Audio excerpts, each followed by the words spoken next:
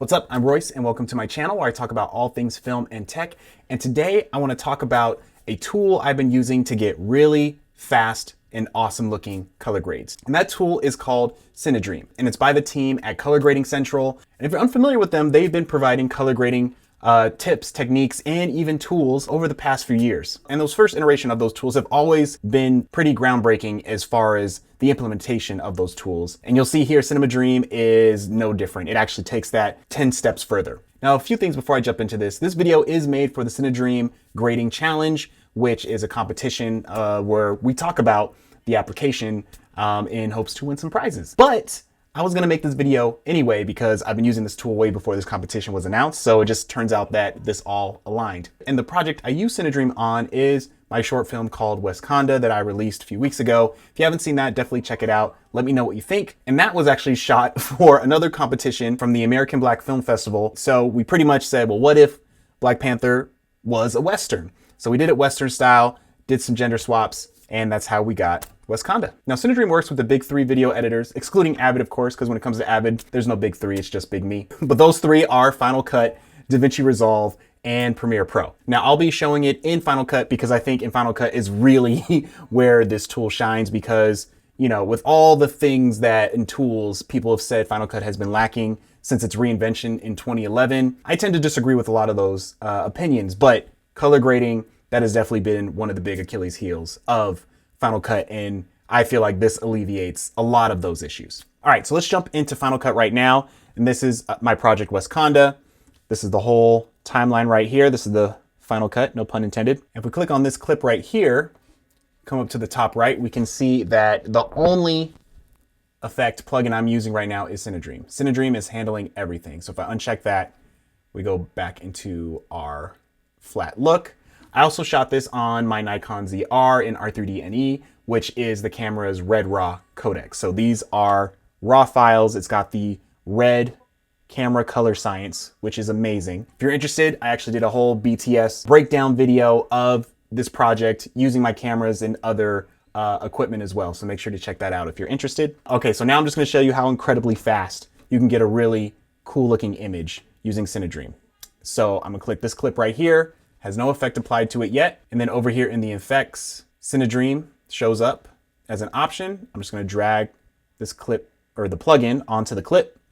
And right now someone's probably like, oh, we'll see, look, Final Cut, you gotta drag it on every single clip, blah, blah, blah. You can drag it onto adjustment clip, but then that kind of messes things up. And actually it's designed to be dragged onto each individual clip because just how like in DaVinci Resolve, each clip there has its own node tree and you adjust those nodes accordingly.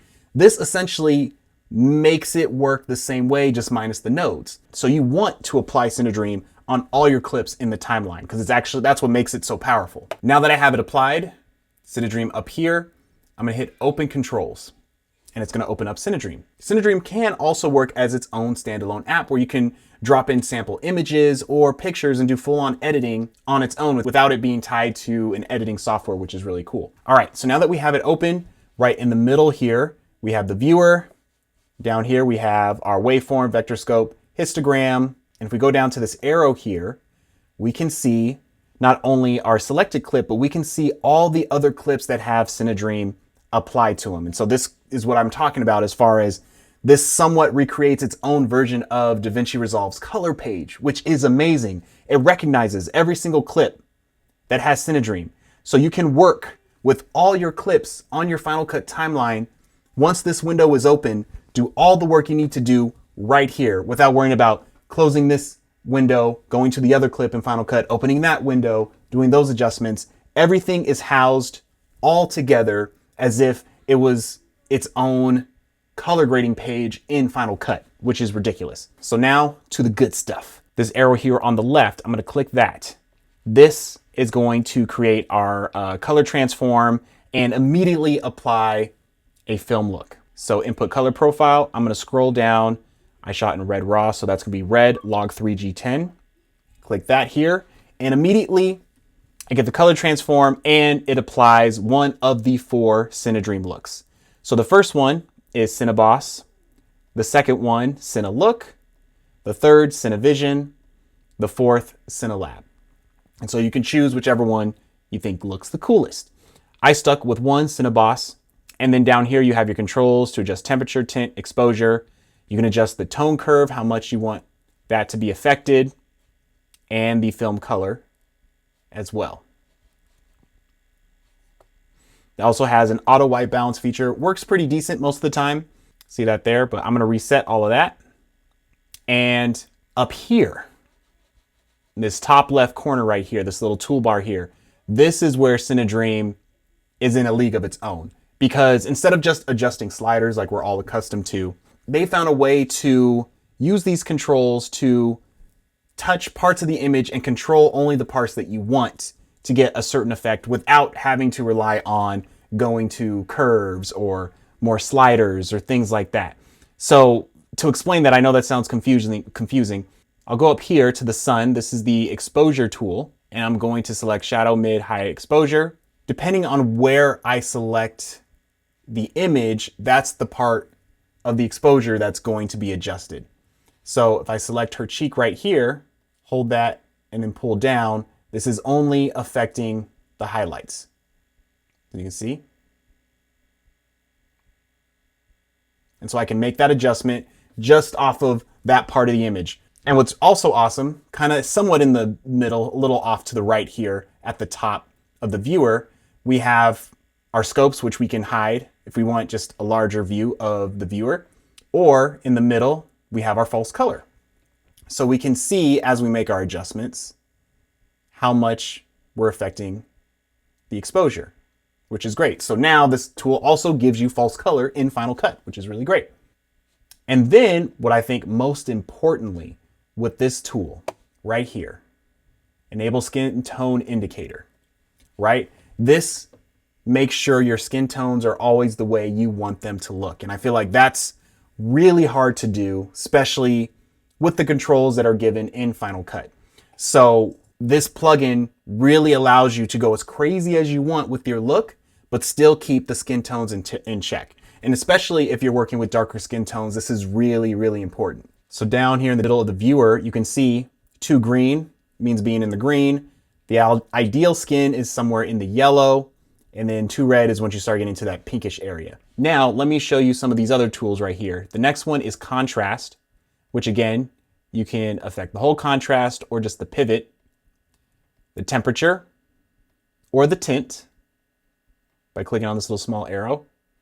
You also can do auto white balance from here, your saturation, which you can do the whole image or just the shadow, midtone, highlights, and then the advanced tools, your color wheels, and then your luma curve and your HSL vectors. So next, let's just go over here to contrast, and I'm just doing an overall contrast right now. And I can just click, drag down to decrease contrast, or I can drag up to increase. And I like my contrast, so I'm gonna push this just a little bit, right? So just like that, honestly, with just a couple steps, we already got a super dope looking image. Literally all we did was we went here, input our color profile, selected which CineDream look that we wanted. We didn't touch any of these. And then I just went over here, adjusted the exposure, added some contrast. Here we are. And then obviously we can go in and we can start fine tuning this, right? So let's say I'm just cool with that. This is what I want. Then I can go over here to advanced and really kind of dig deep more into certain exposure elements. So let's see here, I can go to HSL vectors. I select that. Right here, bottom left of the viewer. If I just click anywhere, that's going to adjust the hue. And it's going to adjust the hue of that particular element in the viewer. So if I go to the highlights again, it's going to adjust the hue of the highlights. Or if I go into the shadows, it'll adjust the hue of the shadows. Same thing, if I hold down Command, it will adjust the saturation of where I click. Versus if I went back to the basic tools and did saturation, if I just clicked anywhere, it's going to bump up everything. Whereas the HSL vectors, I can now select specific points that I want to affect. So this is really cool to kind of get that split toning effect. And what's nice too is when you adjust a portion, like you'll see these little crosshairs that let you know what parts you adjusted. If I hold down Option while I drag, I can now affect the luma. So this will help me kind of dial in my exposure a little more. If areas are a little too bright, I want to bring this down just a little bit more without affecting the whole image, I can do that. So you see as I drag up and down on the sky while holding down Option, I can now affect the exposure of just the sky, and it's really not touching much else except her scarf a little bit in that image. Like, that's really awesome. Same thing if I want to boost the saturation, make this a little bit more blue, hold down Command, activate saturation, bam, there we go. And that's just all within the basic color correction. We were able to get this look really fast. Like, this is crazy. Like, to be able to get this as quickly as we did is insane. So just to show you, this was with the film look applied. If we took that film look off, say we didn't want that, right? And we just wanted a regular color transform and then adjust the colors after that. So we can see how that changed the image. It's more, you know, natural looking, so to speak. We can then come in here and adjust that.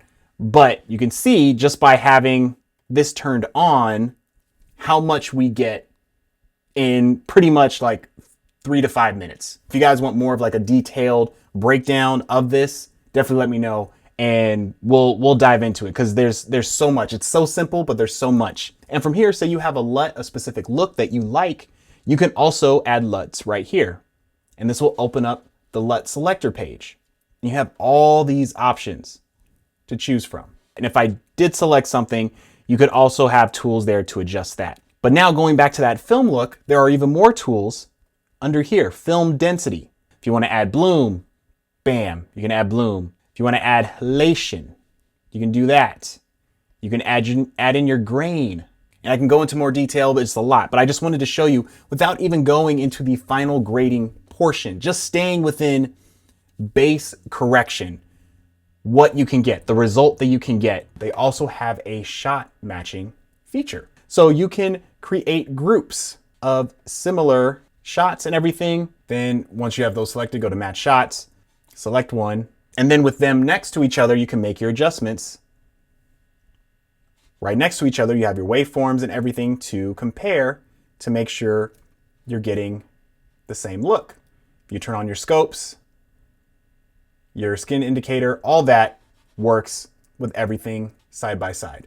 On the right side, you can still do the traditional way. You have your sliders, you have your color wheels, your curves and everything that you can do old school way. But the magic is really in utilizing the tools as they are. If I go back into Final Cut here, you can see, oh, wait a minute, what happened? Nothing happened to it. So that's the important thing. When you're done with your adjustments, you always have to hit apply. So I'm gonna hit apply, but I'm only going to apply to active shot. This is the one that I just did my new grade on. All the other ones have already been graded, so I don't want to affect them. So apply to active shot. Now, if I close this down, you can now see my grade is reflected on the timeline. Turn that off, turn that on. And that's how you can get a really awesome film look using CineDream within Final Cut. It doesn't have to be in Final Cut, it can be in DaVinci or Premiere as well. But if you're a Final Cut user, you can see how powerful it is for this program specifically with those tools that have been lacking in the color grading area. But yeah, that's it for this video. Hopefully you found it helpful. If so, please like and subscribe to the channel to see more content like this. Again, if you want a CineDream dedicated tutorial, please let me know in the comments. And until next time, I'll catch y'all later.